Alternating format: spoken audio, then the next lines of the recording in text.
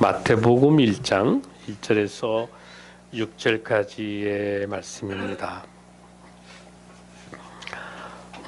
1페이지입니다. 우리 함께 합독해서 봉독에 올리겠습니다. 시작. 아브라함과 다윗의 자손 예수 그리스도의 계보라. 아브라함이 이삭을 낳고 이삭은 야곱을 낳고 야곱은 유다와 그의 형제들을 낳고 유다는 다말에게서 베레스와 세라를 낳고 베레스는 헤스론을 낳고 헤스론은 람을 낳고 람은 아미나답을 낳고 아미나답은 나손을 낳고 나손은 살몬을 낳고 살몬은 나압에게서 보아스를 낳고 보아스는 오벳을 낳고 오벳은 이새를 낳고 이새는 다윗 왕을 낳으니라. 다윗은 우리아의 아내에게서 솔로몬을 낳고 아멘. 여러분 족보를 읽으니까 쉽지 않죠. 원래 여러분들 어디까지 가야 되냐면 17절까지 가야 되는데 여러분 지칠 것 같아서 오늘 설교 제목 한번 따라 할까요? 왕으로 오실 예수님의 족보.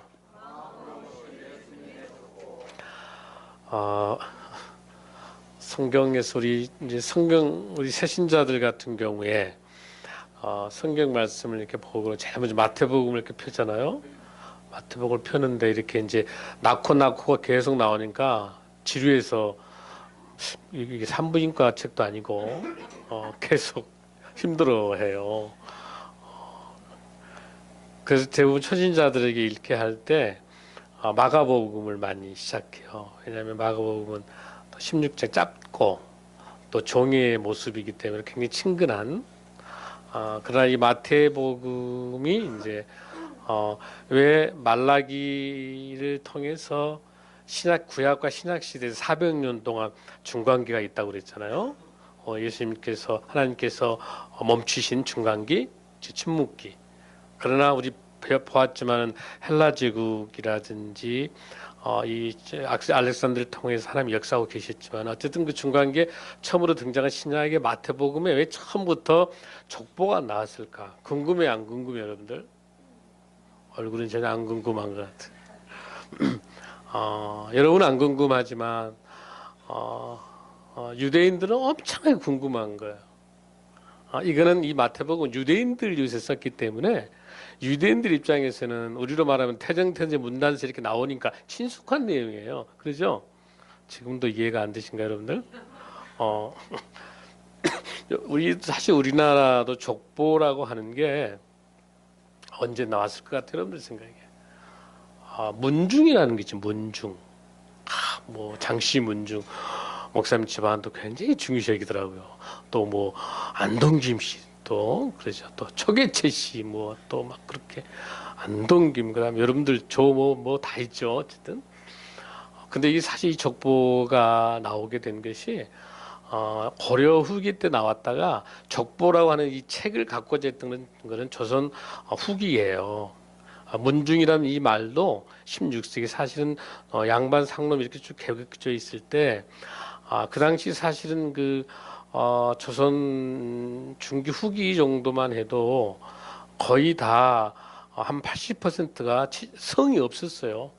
그러니까 이게 양반 상동하면서 돈을 주고 사고 해서 양반들의 기득권 유지 그리고 정치적인 권력을 이용하기 위해서 이런 족보들을 만들었던 거죠. 그래서 사실은 여러분이 잘 아는 것처럼 임진왜란이라든지 뭐 임오군란도 사실은 족보 전쟁이라고 보는 거예요. 문중 전쟁으로 보는 거예요. 사대부 겉으로는 그럴싸하게 포장돼 있지만은 이런 자기 가문에 대한 것들 이 족보가 잘 발전하는 나라가 우리나라가 세계 최고고요. 그만큼 우리나라가 어떤 영향을 미치고 있냐면 합리성이 떨어지고 지배계층의 이데올로기 영원함의 갈등 이런 것들을 통해서 작동이 되지 않는 아주 문제를 갖고 있는 나라 중에 하나예요. 또 하나가 오히려 이게 잘 선용되고 있는 나라는 이스라엘이에요. 족보가 이스라엘은 굉장히 족보를 중요해요. 다윗 왕의 족보를 굉장히 중요히 여기고 있어요. 그리고 일본도 족보를, 일본 같은 경우도 어느 나라의 사우디아라비아의 왕자가 누가 될 것인가를 족보를 미리 연구해 가지고 사우디아라비아로 유학을 보내요. 일본에서는 유학 보내서 거기 왕자하고 하버드 대학, 예일 이런 대학에서 공부하게 만들어서 족보를 연구하는데 경제적인 걸 이용하기 위해서 어쨌든 다 이해관계란 말이에요. 오늘 그런데 우리가 오늘 봉독한 이 족보에 대해서는 어떤 족보예요? 왕으로 오신 예수님의 족보예요. 중요해 안 중요하겠어요? 굉장히 중요해요. 그러니까 이 족보가 왜 나왔을까라고 하는 거예요. 족보는 신약 성경에서 마태복음 1장에 나와 있고 누가복음 3장에 나와 있어요. 근데 특이한 거는 마태복음의 족보와 누가복음의 족보는 달라요. 왜 어떻게 다르냐면 마태복음의 족보의 출발은 어디서 출발하고 있습니까? 아브라함으로 출발해요. 아브라함으로 출발해 가지고 다윗으로 진행돼서 예수 그리스도로 오고 있는 거예요. 그러니까 하향식이에요. 그러니까 누가복음 3장 한번 볼까요, 여러분들? 누가복음 3장 23절 쪽을 한번 보시면 여러분 92페이지예요. 누가복음 3장 92페이지에서 보면은 23절. 누가복음 3장 23절 한번 읽습니다. 시작. 예수께서 가르치심을 시작할 때 30세쯤 되시니라. 사람들이 아는 대로는 요셉의 아들이니 요셉의 이는 헬리오. 그리고 제일 밑으로 38절 한번 봐요. 38절. 누가복음 3장 38 시작. 그 위는 에노스요 그 위는 셋이요 그 위는 아담이요 그는 어디다 하나님이시라. 어디서 예수님에서 하나님까지 올라가는 것이 누가복음이에요. 그러니까 마태복음은 왕 중심 유대인의 왕을 중심으로 한 족보기 때문에 누구예요? 아브라함부터 시작해서 예수님까지만 나오면 되는 거고, 그 다음에 누가복음은 우리 인간 사람들을 위한 복음, 이것 인간 복음이라 불러요. 누가복음 인간 복음, 사람들을 위한 이방인들을 위한, 그러니까 로마나 그 당시에 이제 헬라 로마 쪽에서 그리스 이 로마인들을 위한 이방인들은 것이기 때문에 이 사람들은 히브리의 족보를 모르잖아요. 그러니까 구태여 막 설명한 것보다 최종적인 목표가 뭐냐면 예수님이 하나님의 아들이라는 것을 설명해 주려고 내는 족보예요. 그런데 여기 있는 마태복음을 읽는 독자가 1차 독자가 누구냐면 유대인들이에요.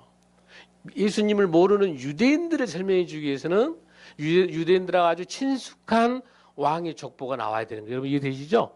그 근거를 가지고 오늘 본문을 보면 아주 큰 은혜가 될 겁니다. 첫 번째, 예수님의 이 족보는 유대의 왕으로 오신 예수님의 족보를 통해서 메시아를 기다리는 그 하나님의 섭리가 이 족보에가 있는 것을 마태가 기록하고 있는 거예요. 그런데 여기서 이제 우리가 조금 잘 구별해서 좀 봐야 될 게 하나 있는데, 마태복음에 나와 있는 족보와 누가복음에 나와 있는 족보를 조금 구별해 보면은 마태복음에는 족보가 전체적으로 나와 있는 인물이 41명이에요. 41명. 마태복음에는. 누가복음에는 77명이 나와요. 족보 숫자가 달라요, 지금. 그래서 다른 근거라고 하는 것이 어떻게 우리가 정리를 해줄 수 있냐면, 마태복음 여러분 쭉 내려가서 17절 한번 보세요. 마태복음 1장 17절. 시작. 그런즉 모든 대수가 아브라함부터 다윗까지가 14되요 다윗부터 바벨론으로 사로잡힐 때까지가 14되요 바벨론으로 사로잡혀 간 후부터 그리스도까지 14되다. 그러니까 이 기준이 뭘로 나눠져 있냐면은 아브라함에서 다윗까지가 14되고 다윗에서 바벨론으로 여러분 끌려간다고 그랬죠. 구약 배웠죠. 끌려갈 때까지의 그 왕이 14대 왕이고 다시 포로로 와가지고 예수님 오시까지 14인데 실질적으로 왕의 숫자가 딱딱딱 42명이 넘어. 그런데 몇 개 왕들은 악한 아합 후르 아달라 왕이라든 여왕이라든 이런 악한 왕들 다 빼버렸어요. 뺀다 하더라도 유대인들 입장에서는 자기 왕이 족보니까 태정태세 문단세 하다가 거기 아주 광해군을 빼버린다 하더라도 누구를 빼버려도 알아야 몰라요. 다 알 수 있는 거예요. 그러죠? 빼버리고 이 마태라는 기자가 14대 14대 14대 딱 짜맞춘 거예요. 그러니까 14라고 하는 게 중요한 의미를 가지고 있겠잖아요. 14라는 이 단어가 이 14를 다윗의 수라고 아주 중요한 숫자인데 다윗이라는 옛날에 아라비아 숫자가 없었기 때문에 이 다윗이라는 이 히브리어 발음을 때면은 다 이 단어가 알파벳 숫자 464 해가지고 다윗의 이름값이 14예요. 그러니까 이걸 보면은 14대 14대 14대로 나누는 것도 중요하고 또 이것을 다윗의 숫자로 나눴던 걸 볼 때 이 본문은 마태복음은 누구가 가장 중요한 인물의 왕을 중심에 여러분들 다윗 왕이라는 거예요. 다윗 왕이에요. 다윗 왕을 간절히 기다리면서 다윗과 같은 왕이 나타나기를 기다리면서 이 족보를 쓰게 된 거예요. 여러분 이해되시죠? 그러니까 실질적 우리 책에는 아브라함과 다윗의 자손 예수 그리스도 계보라고 이렇게 나와 있지만은 실질적인 헬라어의 책에서 보면은 다윗이 먼저 나와요. 그러니까 다윗이 너무 중요한 거예요. 다윗이 인물이라고 하는 게.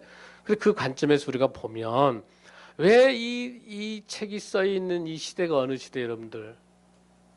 로마 시대 상황이기 때문에 폭정과 억압 속에 있던 시기니까 간절한 이스라엘을 해방시켜 줄 수 있는 다윗과 같은 왕이 태어나기를 간절히 소망하고 있는 거예요, 여러분들. 그 간절한 마음 때문에 지금 현재 우리가 대림절 예수님 탄생 지금 두 번째 주 지나가고 있는데 우리도 예수님을 간절히 기다리고 있는데 유대인들도 간절히 기다리고 있는 그 예수가 어떤 왕이 와야 된다? 어떤 메시아가 다윗과 같은 왕이 돼야 된다는 거예요. 그래서 여기서 아브라함부터 다윗을 중심으로 진행되고 있는 거예요. 여러분들 이해되시죠? 여기까지가 잘 이해하셔야 되는 거예요. 자, 그러면 문제가 하나 발생하고 있어요. 여기서 아까 목사님 이야기할 때 49명인데 14대 곱하기 3대로 계산하면 몇 명이 나와요, 여러분들? 그렇지. 산수 시험 잘 봤어요, 이번에? 역시 모범생이라서 지금 뭔가 궁금했죠? 야, 역시. 근데 41명인데 42명. 왜냐하면 너무너무 중요하다 보니까 다윗을 2번 넣었어요. 이 족보에는요, 중요한 왕을 중복하기도 하고 나쁜 왕 빼버리기도 해요. 이스라엘 족보는. 근데 대단하다. 우리 생문나무 숙제 보통 수준이 아닌 것 같아요. 41명입니다. 41명. 다윗이 중복돼서 나타나는. 근데 아까 말씀드린 게 실제 왕은 더 많은 거죠. 자, 그런데 여기서 족보에는 여자가 들어가면 안 돼요, 여러분들. 여자는 족보에 빠지게 돼 있어요. 그런데 여러분들 오늘 읽었던 마태복음 1장 1절에서 6절까지 보면 여자가 몇 명 나오죠, 여러분들? 4명 나와, 4명. 근데 실질적으로 마태복음 1장 1절에서 37절까지 하면 여자가 몇 명 나와요, 여러분들? 5명 나와요, 마리아까지. 계산 안 해봐서 잘 모르죠, 여러분들. 제일 먼저 나오는 여인이 어떤 여인이에요, 거기서? 그렇죠. 다말이죠. 자, 하나님께서 왜 마태는 족보를 하면서 여성이 들어가서는 안 되는데 썩 그런다 해서 이 여성들이 마리아를 제외하고는 썩 좋은 여성들이 아닌데 창녀 같기도 하고 막 그런 별로 그렇게 좋지 않는 여자들인데 왜 족보에 넣었을까? 궁금해 안 궁금해 여러분들? 얼굴은 전혀 안 궁금해. 이건 뭐냐면 우리 예수님의 구원 사역을 위해서는 예수님의 구원 사역을 위해서는 만신창이가 되어 있는 사람들마저도 합력해 선을 이루도록 들어 쓰셔서 하나님의 예수님의 역사의 계보를 써간다는 거예요. 아멘. 즉 우리같이 죽을 수밖에 우리같이 얼마나 무지랭이에요. 얼마나 우리가 죄악에 가득 들어있는 우리 죄인들이지만 이런 여인들을 들어 쓰시는 걸 봤었을 때 우리 생명나무 숲과 우리 부족한 우리 죄인들도 하나님이 어쩌신다 구원 사역에 들어 쓰신다는 거. 할렐루야. 자, 그러면 우리하고 한번 이 비교해서 이 여인들의 수준이 어느 수준인가 조금 잠깐만 봤으면 좋겠어요. 그렇죠? 자, 첫 번째 나와 있는 그 여인은 누구예요, 여러분들? 자, 저 보세요. 그냥 뭐 저 보면 돼요. 자, 첫 번째 나오는 여인은 누구냐? 다말이라는 여인인데 이 다말은 원래 누구였냐면 유다의 며느리예요. 며느리인데 유다가 아들들이 셋이 있었어. 유다가 그 첫 번째 엘이라고 있는 아들이 있었는데 그 엘이 이제 하나님 말씀을 거부하고 해서 엘이 이제 죽었어요. 그다음에 엘이 죽었고, 그러니까 원래 이 다말의 첫 남편이 엘인데 엘이 죽었어요. 하나님을 분노를 해가지고 두 번째 있는 그 아들이 오난이라는 아들이에요. 근데 옛날에 이 이스라엘 유대 풍습 중에는 치수형수제라고 해가지고, 그러니까 뭐냐면 형수 즉 만약에 그 형이나 동생 또 만약에 이제 형이 먼저 죽고 그 형수가 있으면은 그 둘째가 그 형수하고 결혼해서 그 계보의 대를 이어가야 돼요. 형수 치수제라고 해서. 그러니까 이제 누가 이 대를 이어가야 돼요? 오난이라고 하는 둘째 아들이 다말하고 관계를 맺어서 유다의 집안을 이렇게 가야 되는 거예요. 근데 오난이 이제 그런 것이 자기 입장에서 맞지 않고 그러니까 하나님의 법으로 율법으로 되어 있는 것도 어기고 나다가 지레사정을 해. 얘를 안 날려고 그러다가 하나님한테 진노해서 죽게 돼요. 왜? 너는 하나님의 율법을 어기기 때문에. 자, 누구 셀라라고 한 나머지 셋째가 남아있는데, 유다가 가만히 보니까, 얘가 너무 어리니까 좀 더 크면 와라라고 이야기하면서 친정으로 보내버리는 거야. 다말을. 근데 이제 셀라가 성장했는데도, 유다가 자기 며느리 다말에게 셀라를 안 줘, 셋째 아들을. 그러다가 이제 다말은 뭐예요? 이 계보를 이어가야 되잖아요. 그렇기 때문에, 밤에, 이 딥나라고 하는 그 지역에서 이제 의식이 있는데 그곳에 성전 기생이라고 있어요. 성전에 창녀가 있어요. 그 창녀에서 위장을 딱 하고 난 다음에 그 찾아온 유다하고 관계를 맺어서 거기서 애를 낳게 돼요. 그래서 거기서 그 증거가 뭐가 되냐면 끈이라든지 거기에 이제 도장이라든지 지팡이를 그 증거로 준단 말이에요. 근데 나중에 이제 유다가 발뺌을 하게 됐기 때문에 다말이 이야기하는 그 당신이 줬던 이 증표가 있잖아 하면서 다말은 유다가 뭐라고 그래요. 네가 맞구나. 그런 창녀가 그때 내가 너하고 맞았던 그 다말이 내가 맞구나 하면서 내 말이 옳다라고 신장하면서 그 다말을 통해서 하나님께서 그 대를 이어주는데 그 대가 뭐예요? 다말에서 누구를 낳았다고 돼 있어요? 베레스가 거기서 나와요. 그래서 하나님의 대를 이어주는 게 그 베레스예요. 자, 그 다음에 나오는 여인이 어떤 여인이 나옵니까, 여러분들? 라합이라는 여인 나오죠. 라합이라는 여인. 이 다말은 창세기에서 38장에 나왔던 이야기인데 여기 두 번째 나오는 라합은 여호수아 2장에서 나와요. 어때요, 여러분들? 여호수아가 그 여리고성을 침투하기 위해서 어떠죠?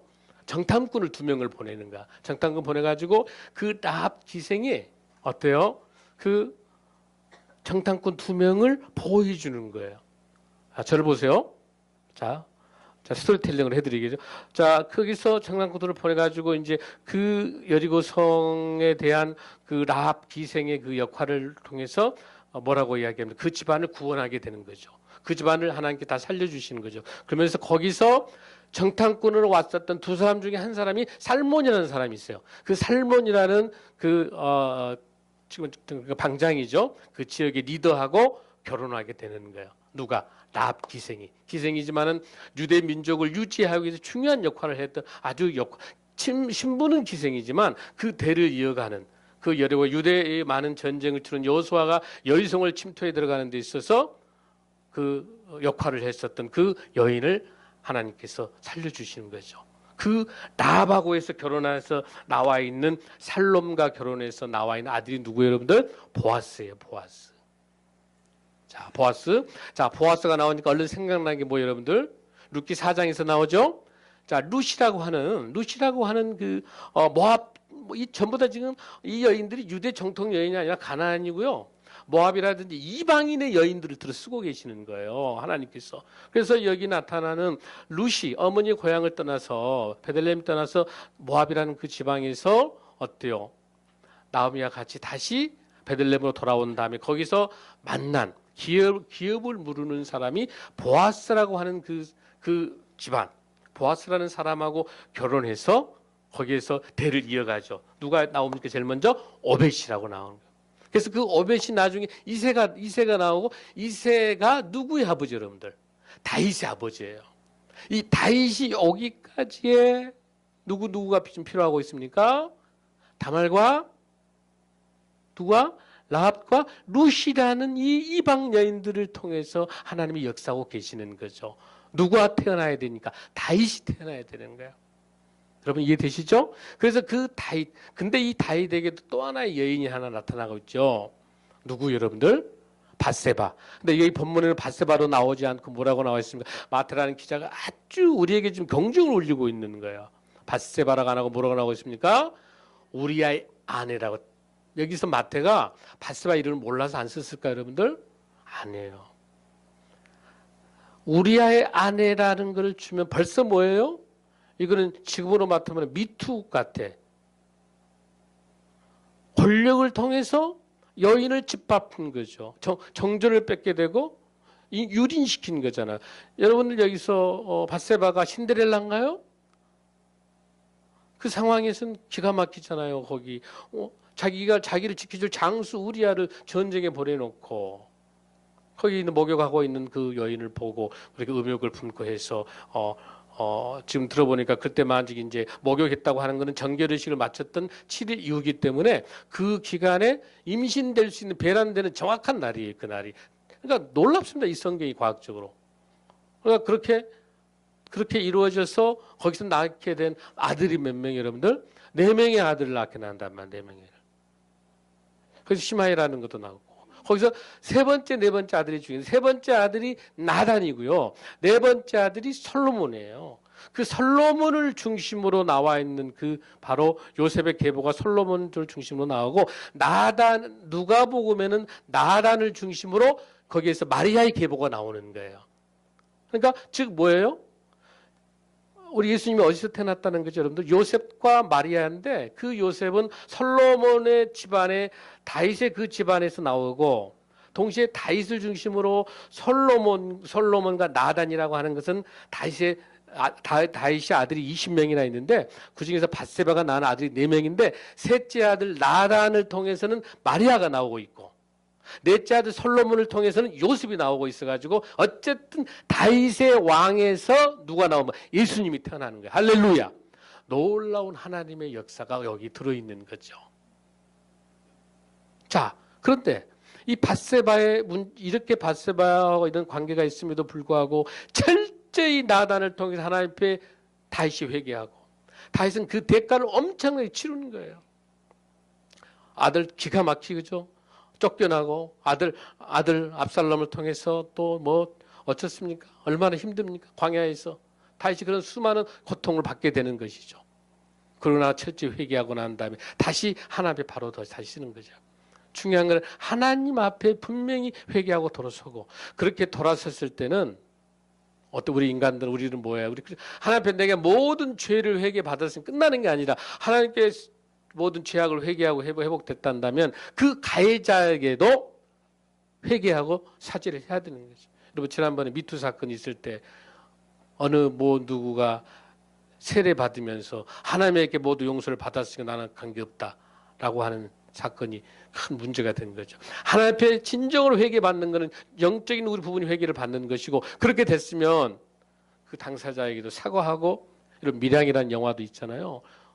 우리가 진정한 하나님께 회개하는 사람이라면은 하나님하고 나의 관계가 분명히 회개하고 바로 선단다면 세상 사이에 있는 사람들하고도 회개하고 잘못을 용서를 구하는 것이 하나님의 제자인 도리인 줄로 믿습니다.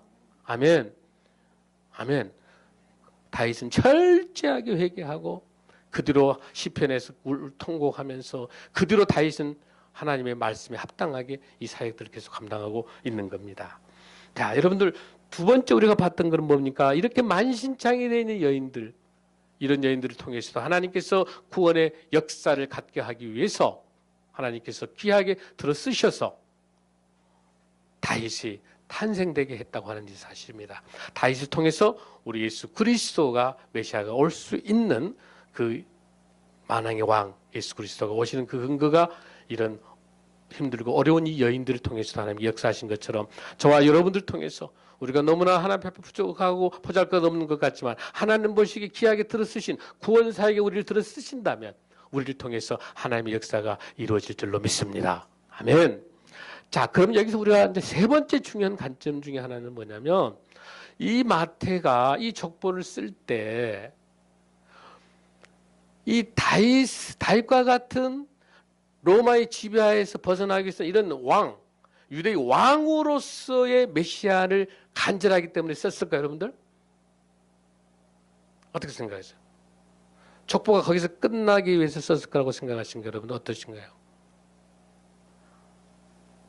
여기서 뭘 놓치면 안 되냐면 마태복음 1장 37절까지의 족보를 한번 다시 읽습니다. 자, 마태복음 1장 17절을 한번 읽습니다. 마태복음 1장 17절 시작. 그런즉 모든 대수가 아브라함부터 다윗까지 연례되어 다윗부터 바벨론을 사로잡혀 갈 때까지 연례되어 바벨론 사로잡혀 가는 부터 그리스도까지 열대내더라. 여기까지 족보 끝을 봤어요. 그런데 자 18절 족보를 끝내놓고 난 다음에 바로 18절 한번 읽습니다. 시작. 예수 그리스도의 나심이 이러하리냐. 그의 어머니 마리아가 요셉과 약혼하고 동거하기 전에 성령으로 잉태된 것이 나타나. 할렐루야. 이 족보를 마태복음 1장에다가 먼저 썼던 거는 뭐냐면 유대인들이 자기의 역대 왕들의 이름을 쓰니까 쫙 관심을 쏟아내는 거야. 야, 어떻게 했을까? 다윗 이후로 이 왕들이 우리 역대 왕들 어떻게 관심을 집중시켰다가 이게 목표가 아니라 마태는 뭘 말하기 위해서 성령으로 잉태해야 태어날 예수 그리스도가 잉태한 예수 그리스도의 메시아의 오심을 설명하기 위해서 거기까지 온 거예요, 여러분들. 왕으로 오실 다윗 왕의 후손에 대한 그 로마의 해방자의 왕을 필요한 게 아니라 그 관심사 하는 다음에 뭐다? 성령으로 잉태할 예수님을 설명하기 위한 거야. 아멘. 왜 그럴까요, 여러분들? 여러분 보세요. 만약에 다윗과 같은 왕이 나타나서 자 로마를 정복해서 로마 그 엄청난 제국을 이겼다고 한번 쳐봅시다. 이스라엘이 로마를 이겨가지고 로마를 제패해서 로마를 완전 무너뜨렸다고 합시다. 자 그러면 이 로마를 이겼다고 한다고 해서 이스라엘 모든 문제가 해결이 됩니까, 여러분들? 돈, 권력 다 갖는다고 해서 무슨 문제가 해결이 안 됩니까, 이게? 영적인 문제가 해결이 안 되는 거예요. 이 다윗과 같은 전쟁의 왕이 나타나가지고는 절대로 전쟁에 이겨서 뭐 한다는 거예요? 엄청난 나라를 뺏어서 해방되면 뭐예요, 여러분들? 문제가 뭐가 해결이 안 돼요? 우리의 영적인 영생에 대한 죽을 수밖에 없는 영생에 대한 이 문제가 해결이 안 되기 때문에 마태가 뭘 강조합니까? 그런 다윗과 같은 왕이 오지만 더 소중한 것은 우리의 영적인 구원사역, 우리 죄로부터 하나님 사죄하시고 구원사역, 하나님의 구속사, 우리를 구원해 주시는 우리를 영생으로 죽을 수밖에 우리를 영생으로 가게 할 예수 그리스도의 초림에 대한 것, 거기에 대한 간절함 때문에 성령으로 잉태하여 마리아에게 태어나게 하신다는 것을 설명하기 위해서 이 족보가 여기까지 쓰게 되는 거예요. 할렐루야. 이 족보를 읽을 때 그런 성령의 잉태하심에 대해서 사랑하는 성도 여러분, 그럼 여기서 우리가 또 하나 궁금한 게 하나 있어요. 뭐가 있냐면 누가복음의 3장 쪽에 가게 되면 제가 구별 한번 해볼게요, 여러분들. 마태복음 1장에서 16절 한번 보세요. 마태복음 1장 16절 우리 함께 읽습니다. 시작. 야곱은 마리아의 남편 요셉을 낳았으니 마리아에게서 그리스도 칭하는 예수가 나니라. 그러니까 야곱, 요셉 이렇게 돼 있어요, 여러분들. 그것 한번 보시고 다시 누가복음 3장으로 한번 가서 누가복음 3장 23절 한번 다시 읽어봐요. 시작. 예수께서 가르치심을 시작하실 때 30세쯤 되시니 그러니까 공생애가 이제 막 들어가기 전이에요. 자, 그럴 때 사람들이 아는 대로는 요셉의 아들이니 요셉의 유위는 헬리오. 자, 저 보세요. 마태복음하고 누가복음에서 족보가 달리 나오는 명칭이 하나 있죠. 이름이 다르죠. 그렇죠. 마태복음은 누구로 나왔고 요셉으로 나왔고, 이 요셉은 어떤 요셉이에요? 마리아의 남편 요셉을 말하죠, 여러분들. 그 앞에 뭐가 나와 있어요? 그 앞에 뭐가 나와 있어요? 마태복음에서 야곱이 나와 있죠. 야곱이 나와 있죠. 그 야곱하고 누가 먹으면서 누가 나와 있어요? 헬리가 나와 있어요. 헬리가. 누구냐는 거예요. 똑같이 요셉의 아버지의 개념인데 여기서 말하는 누가복음의 헬리는요. 마리아의 아버지야. 마리아의 아버지. 여기서 나타내는 헬리는 누구라고? 누가복음에서 무슨 복음이었죠? 사람 복음이라고 했잖아요. 사람을 중심으로 하기 때문에 사람 중심으로 쓰니까 실질적인 마리아의 아버지를 헬리를 여기다 넣었고, 마태복음 무슨 족보에 유대인들에 대한 족보이기 때문에 유대인에는 여자가 여기서 헬리는 어떤 족보에 들어가냐면은 실질적으로 여기 나타나는 야곱에서 이 요셉은 뭘 말하는 거예요? 요셉이 들어있는 거는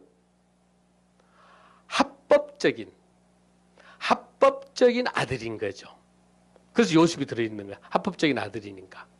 여러분 이해되시죠? 그러니까 여기서 나타나고자 하는 이 개념은 헬리라고 하는 요셉의 위에 있는 이 헬리는 뭐라고 말해요? 요셉의 이름 원래는 여기도 누가 보면 야곱으로 나와줘야 되는 요셉으로 나와줘야 되는 거란 말이에요, 여러분들. 이해되시죠? 그래서 그렇게 정리를 해주시면은 어쨌든 요셉의 위 마리아가 결혼한 사이라 이렇게 설명해서 중요한 건 헬리가 누구라고? 마리아의 아버지라는 거. 마리아의 아버지를 집어넣어 주는 거예요. 마리아 아버지를. 자, 그럼 여러분들 마리아의 아버지 헬리에 의해서 태어난 자녀들은 어떻게 됐어요? 헬리가 실질적으로 헬리에는 두 딸이 있었어요. 두 딸이 있었는데 큰 첫째 딸은 살로메예요. 그 살로메를 통해서 살로메가 누구하고 결혼하게 되냐? 세베대하고 결혼해. 세베대.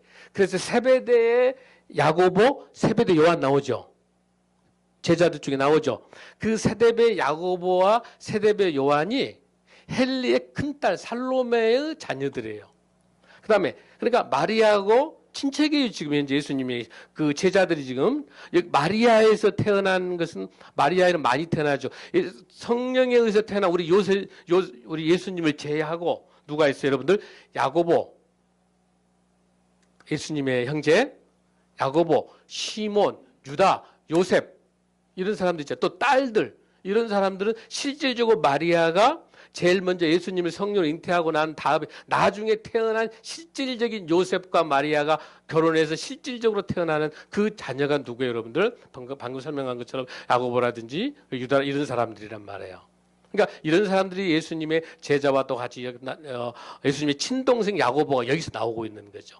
그러니까 샬로메라는 언니, 마리아의 언니를 통해서 세베대의 야고보 요한이 나오는 거고 동생 마리아를 통해서 예수님을 제외한 나머지 딸들 시몬이라든지 거기 나타나는 야고보라든지 또 여러 딸들이 나오는 거죠. 실질적으로 이 계보가 근데 그 아버지가 누구라는 거예요, 여러분들? 여기 본문에 나타난 헬리. 여기는 사람의 아들이니까 헬리를 집어넣었지만 어디에서 마태복음에서는 헬리를 집어넣지 않고 거기에서 누구로 설명하고 있습니까? 그 요셉의 아버지 야곱을 집어넣어가지고 야곱 요셉에서 나오는. 그러면서 마지막에 뭐라고 설명해 줍니까? 성령으로 잉태한 마리아를 집어넣어주고 있는 거죠. 결론적으로 이 복음이 우리에게 주시는 하나님의 메시지는 뭐냐면 이런 우리에게 하나님의 자녀가 되는 권세를 우리에게 주셨기 때문에 우리도 하나님의 자녀로서 우리도 여기 이 계보의 명문 이 유다의 이 마태복음 이 계보 속에 우리도 들어간다는 거. 할렐루야. 이 계보를 통해서 다시 돌아오실 우리 예수 그리스도 재림의 예수님 초림의 예수님 우리가 간절히 기다리면서 우리에게 있어서 하나님께 주신 그 권세 요한복음 1장 12절 13절 한번 보겠습니다. 요한복음 1장 12절 13절 142쪽에 보면 자, 하나님께서 우리에게 주신 세 번째 중요한 것은 이러한 족보를 통해서 우리에게 하나님의 자녀가 되는 권세를 주시는 그 영적인 그 영역을 우리가 다시 한번 생각했으면 좋겠습니다. 142페이지 시작. 영접하는 자 곧 그 이름을 믿는 자들에게는 하나님의 자녀가 되는 권세를 주셨으니 13절 이는 혈통으로나 육종으로나 사람의 뜻으로 나지 아니하며 오직 하나님께로부터 난 자들이라. 할렐루야. 이 족보의 이 거룩한 유대의 왕으로 오신 예수 그리스도의 이 족보 속에 우리를 자녀로 삼아주시고 그 권세를 주신 그 은혜에 감사하여 우리가 오실 예수님의 탄생을 간절히 기다리는 이 대림절 대강절을 맞이하면서 정말 우리가 영적인 자녀의 프라이드를 가졌으면 좋겠습니다. 우리 환경의 상황이 어떻게 힘들고 어렵다 하더라도 여러분들 위축되지 마시고 소극적으로 하지 마시고 이 상황과 이런 어려움이 있다 하더라도 하나님께서 만왕의 왕 다윗 왕, 그 모든 나라와 민족을 지배할 수 있는 위대한 다윗 왕의 그 후손에 의해서 예언자처럼 나와 있는 예수 그리스도를 통해서 하나님께서 우리에게 역사하실 때 그 주님이 주신 그 권세에 의해서 우리가 무엇을 못하겠습니까? 내게 능력 주시는 자에서 내가 모든 것을 할 수 있다라고 고백하는 저와 여러분 되기를 간절히 소원합니다. 이를 위해서 우리가 아기 예수 탄생을 간절히 기다리는 이 대림절, 정말 여러분 경건하게 그리고 주님께서 우리에게 주신 소망이 무엇인지, 또 우리를 통해서 하나님께서 뭘 이루려고 하고 계시는 것인지, 만신창이 되고 엉망이고 보잘것없는 그런 많은 여인들, 또 많은 수많은 죄인들임에도 불구하고 하나님의 구속사를 써나가고 계신 것처럼 지금 하나님께서 사도행전 29장을 써나가시면서 우리를 통해서 구원의 역사가 임할 줄로 믿습니다. 대림절을 기다린 저와 여러분들이 간절하게 하나님을 생각하고 우리 예수님을 생각하며 아기 예수님의 탄생을 기쁨으로 잘 준비했으면 좋겠습니다. 기도하겠습니다.